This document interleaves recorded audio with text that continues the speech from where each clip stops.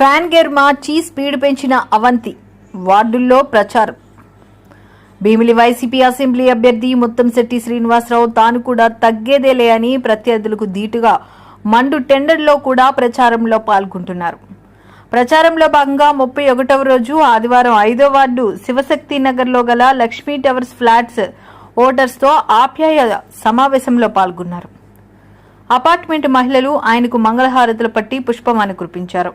ఆయన అపార్ట్మెంట్ నివాసితులు సమస్యలు అడిగి తెలుసుకున్నారు. జగన్ ప్రభుత్వం వచ్చిన వెంటనే సమస్యలు పరిష్కరిస్తానని హామీ ఇచ్చారు.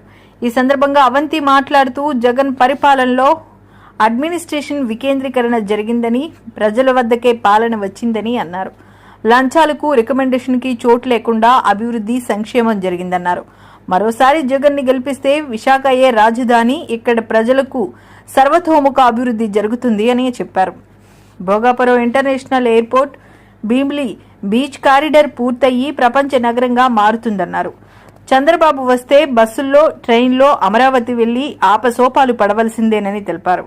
పోలింగ్ రోజు ఎండ అనుకోకుండా ఫ్యాన్ గుర్తుకు అసెంబ్లీకి తనకి, పార్లమెంటుకి బొత్స ఝాన్సీకి ఓటెయ్యండని అభ్యర్థించారు. ఒకసారి ఆలోచించి మంచి వేసిన వారికే ఓటు వేయండి అని కోరారు. ఈ కార్యక్రమంలో 5వ వార్డు వైసీపీ అధ్యక్షులు పోతిన హనుమంతరావు, వైసీపీ నాయకులు, అపార్ట్మెంట్ సెక్రటరీ మూర్తి, అపార్ట్మెంట్ వాసులు, కార్యకర్తలు, అభిమానులు పాల్గొన్నారు.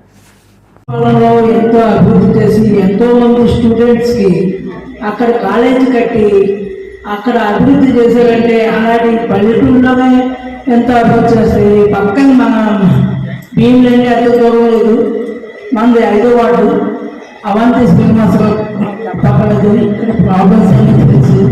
ముఖ్యంగా సార్కి చెప్పవలసింది, మాకు వాటర్ లేదండి, మున్సిపల్ వాటర్. ఆ వాటర్తో పాటు కొద్దిగా ఈ బ్యాక్ సైడ్ రోడ్ ఒకటి, తర్వాత మా లేడీస్ అందరూ కూడా ఎక్కడి నుంచో వచ్చాము, కాలానికి పొడవకి లైట్లు దయచేసి స్ట్రీట్ లైట్స్ కూడా మాకు ఏర్పరచ. 5వ వార్డు అంటే ఫస్ట్ అనమాట వైజాగ్కి. 5వ వార్డు అంటే ఫస్ట్ వార్డు కాబట్టి మీకు తెలిసింది నేను చెప్పగలదు, మీకు అన్నీ తెలుస్తుంది. దయించి మా ప్రార్థన పెట్టాలని ఆశిస్తాను. మరి మనం గర్భం కూడా వచ్చాము కదా, గర్భం వచ్చాము. అప్పుడు కూడా చెప్పలేదు, అప్పుడు చెప్పిన ఈ సమస్య పరిష్కారం అయ్యేది. సరే ఏదైనా అప్పుడు చెప్పారు.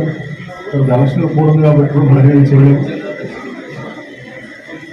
తర్వాత ఇలాంటి అపార్ట్మెంట్స్కి, చాలా అపార్ట్మెంట్స్కి రోడ్లు కానీ మంచిలు కానీ ఎదుర్కొంటూ జరిగింది. మరి మీ అందరికీ ఎక్కడ జరిగిన సొంత కమ్యూనికేషన్ కాదు. ఈ అసోసియేషన్ ప్రెసిడెంట్ అవ్వాలి, అసోసియేషన్ లేదు. గ్రూప్ అపార్ట్మెంట్స్ అనేది కూడా గ్రూప్ కనెక్షన్ కావాలంటే బల్క్ కనెక్షన్ పడుతుంది. దానికి 5,000 మేము పే చేయాలి. పే చేస్తే వెంటనే ఇస్తారు కనెక్షన్. కాబట్టి మీకు వాటర్ ప్రాబ్లం అనేది ఉండదు. సో అక్కడ రాయి పాల్గొంటారా, రోడ్డు వేస్తారా, వాటర్ పే చేస్తాం. జీవీఎంసీ రెడీ అవుతుంది. దేవుడికి ఎక్కారన్నమాట. మీరు డబ్బులు కట్టుకుంటే చెక్కు అమౌంట్ కాబట్టి వరకు మన 9 మెడికల్ కాలేజీలు ఉన్నాయి మన స్టేట్.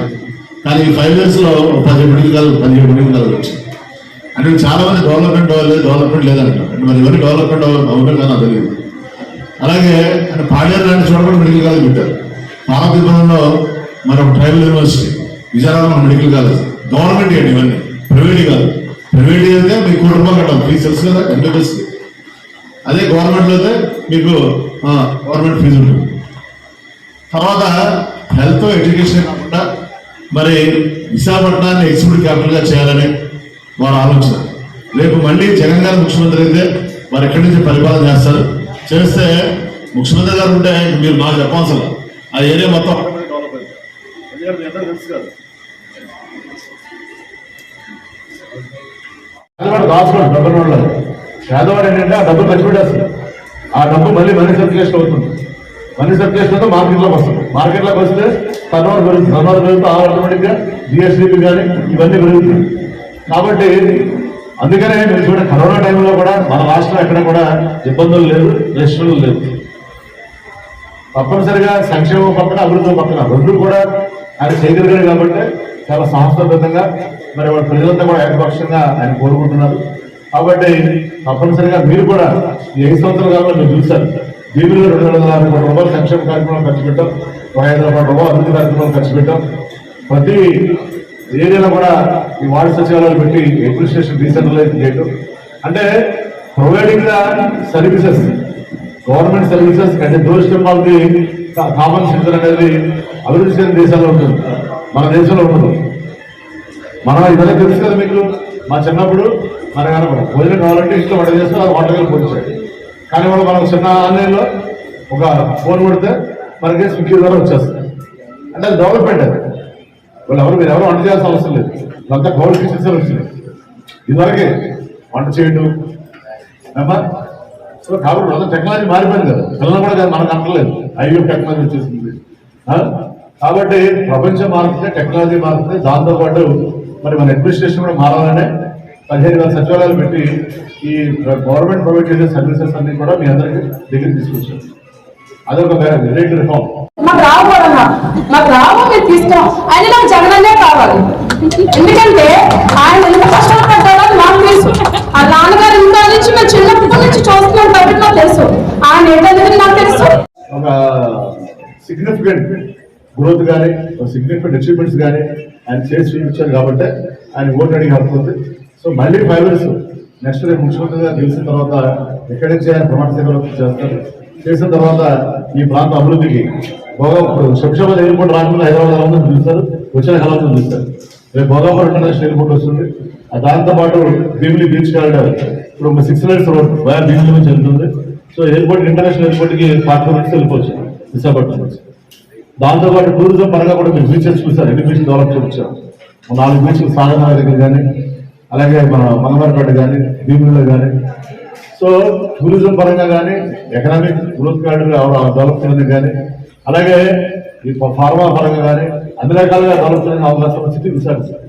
దీంతో పాటు అడ్మినిస్ట్రేటివ్ క్యాపిటల్ కూడా అయితే ఇంకా దీన్ని సూపర్ స్పీడ్గా ఉంటుంది ఈ డెవలప్మెంట్. దాని ఎవరు కూడా నోబెల్ టచ్. కాబట్టి ఇవాళ మనకి ఒక గ్రోతింగ్ సిటీ కావాలి రాష్ట్రం అయిపోయిన తర్వాత. అతిపెద్ద నగరం విశాఖపట్నం. నేనేదో విశాఖపట్నంలో పెడతామంటే క్యాపిటల్, అదే అమరావతిలో పెడతాం. జీవీఎంసీ 5వ వార్డులో లక్ష్మీ టవర్స్లో ఎన్నికల ప్రచారంలో రావడం జరిగింది. మరి ముఖ్యంగా చాలామంది గవర్నమెంట్ ఉద్యోగస్తులు, అపార్ట్మెంట్ వాసులు అందరూ కూడా ఈరోజు మద్దతు తెలపడం జరిగింది. చాలా సంతోషం. సో ఇప్పటివరకు మీడియాలో ఏంటంటే ఈ ఉద్యోగస్తులు కానీ ఈ అబోవ్ మిడిల్ క్లాస్ ఎవరు జగన్ గారికి పడగలేరు అనేది అపోహ. వాళ్ళందరూ కూడా పెద్ద ఎత్తున వాళ్ళందరూ కూడా మరి మద్దతు తెలియజేయడం చాలా సంతోషం. తప్పనిసరిగా భీమిలి నియోజకవర్గంలో అత్యధిక మెజార్టీతో గెలిచి ఈ భీమిలి సీటు మరి వైఎస్ఆర్సీపీ జెండా ఎగరవేసి జగన్మోహన్ గారి బహుమతికి ఇస్తామని తెలియజేసుకుంటూ మరి కార్యక్రమంలో పాల్గొన్నటువంటి ఈ లక్ష్మీ టవర్స్ అపార్ట్మెంట్ వాసు అందరికీ కూడా పేరు పేరున ధన్యవాదాలు తెలియజేసుకుంటూ సెలవు తీసుకుంటాం. ఉంది, నైట్ స్టే చేస్తారు ఇక్కడే, చెప్తారు మీకు సాయంత్రం.